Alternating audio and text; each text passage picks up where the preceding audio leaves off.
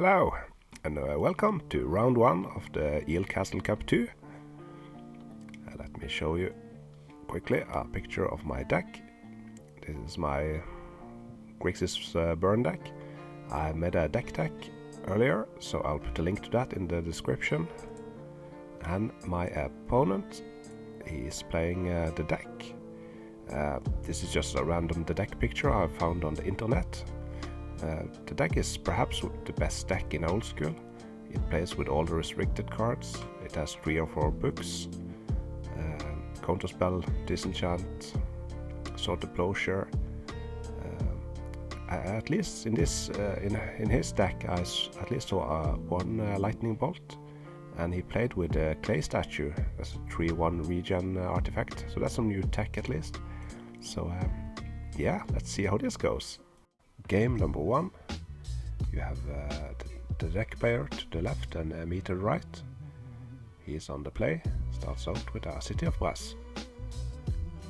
And I have that turn 1 library on the draw.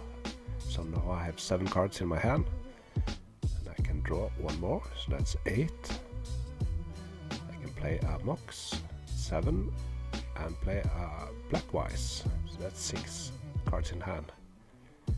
Talk about a perfect start for this tournament. He plays a Volcanic Island. So now I have 7 cards and I can draw 1, so that's 8.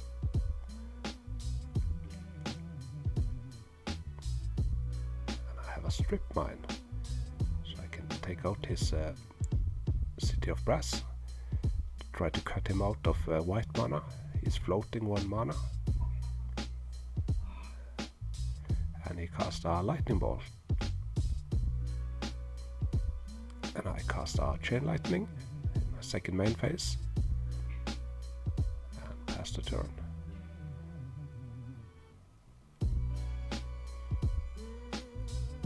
Oh, and he doesn't have any more lands. Okay, so now I'm back at 7 cards. And that's 8. He's at 13. 7 cards in hand.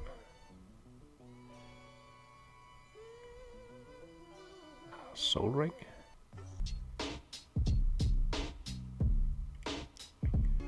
Okay, so he cast a Mox Pearl and tried to disenchant my Blackwise.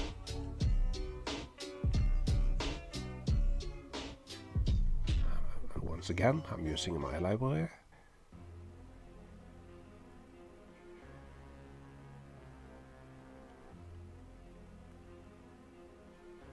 Just pass the turn. He plays a factory. Let's see if I have something here. There's a Psionic Blast. Puts him down to 7.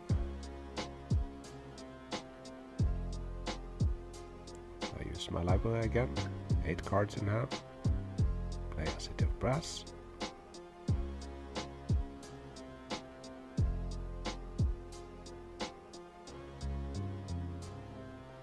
Tapping 3 mana.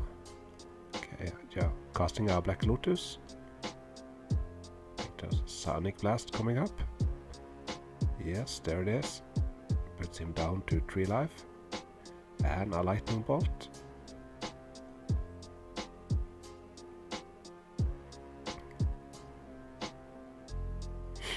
So he activates his factory and tries to cast a Sword of Plowshare on it, but I have a counterspell for it. That's game. Got really lucky there with the library. Now let's talk about sideboarding. So I have a quick picture here. The speed is the keyword here. I took out the slow cards and the Shatter and the Red Element Blast to stop his power. I don't want any part of his late game. So he's on the play. Starts out with a Tundra and a Mox Jet.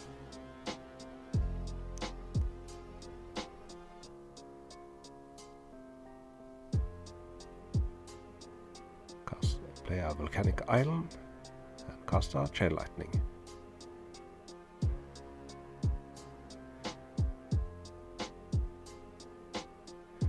he doesn't have the second land, so that's huge. And wow, I have a strip mine. So that really puts him back. So now he really needs a land, and that was a recall, I think.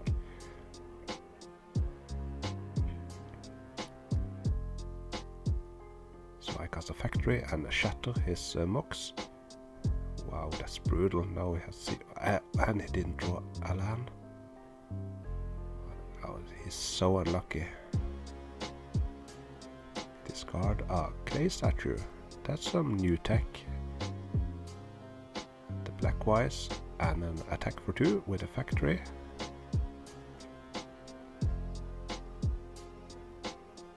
Finally a land, a tundra. Now we can sword my factory, for example.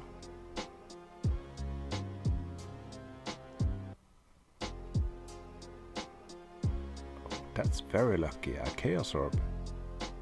So I've drawn both of my land destruction cards with a Chaos Orb and a Strip Mine. So that's really, really lucky.